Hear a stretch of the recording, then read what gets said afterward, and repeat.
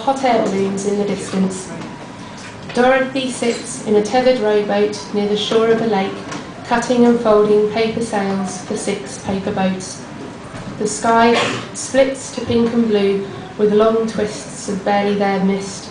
Grey clouds shift to the left. The lake water washes back and forth like breathing. The boat stretches out as far as the rope will allow, telling Dorothy it would like to be a proper boat, get out there and have a catch hauled into its hull. But Dorothy is not for the fish. She'll be sticking with these paper boats, waxed paper, they don't sink. She breathes with the boat and only cuts the paper when they inhale, drops paper boats over the side when they exhale. When she leaves for home, she'll panic a little. It's so empty there these days. Occasionally, her boats drift over the far side of the lake. They may have passengers waving at her, so she waves back, just in case. That's just how it goes. Come and go, so they do, like the balloons up there. One balloon sneaks up on Dorothy's sky like a white shadow. She shivers as it covers the sun. Peter, up there, thinks that only beautiful women make paper boats. He is so busy thinking, he forgets he is in the sky. He thinks he would like to be with that woman down there, rowing them both round the still lake. Then, as Dorothy makes her final cuts, Peter's balloon tumbles from the sky. He forgot to fire the flame. There is a splash. The basket creaks and groans before giving itself up to the deep water. And Dorothy's last sail has ripped. She looks up now to see the balloon hang in the air for a few seconds and cuts the last piece of paper wrong. She will leave the ridiculous man where he has put himself. She screws up her spoilt sail and stares at the prow of her rowboat.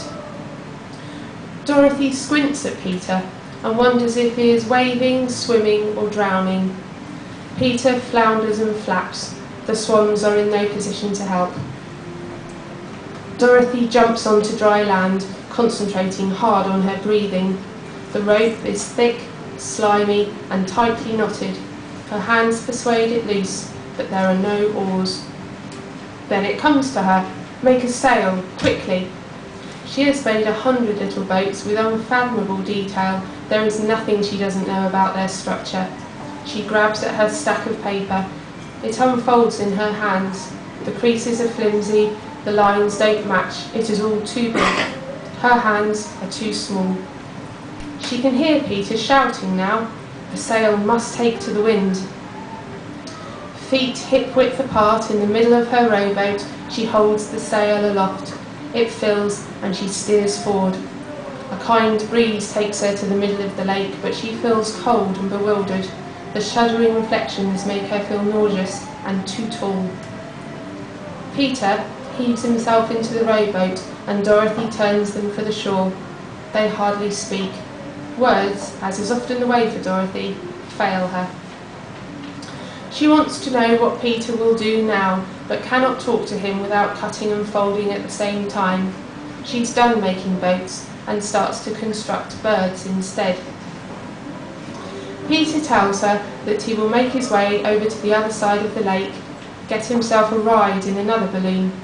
Could he perhaps get dry first? Dorothy nods. I'll be back with some dry things, she says. She leaves him to change behind trees. When he returns, they talk about wild horses and sudden rain, while Dorothy makes 14 paper birds. Peter says he'll tip them into the sky for her, no problem. He hopes she might say something about stopping for tea. Instead, she says yes, she'd like to see them fly. Dorothy's hands are still that afternoon as she waits in her rowboat for a balloon to break the horizon. It does, and heads away from her. There are no paper birds in its wake. She climbs out of her boat, loses her footing, and nearly falls. But then she looks up and sees a perfectly white balloon moving along the skyline, and behind it, 14 birds dive and wheel, wings stretched wide, heading towards her.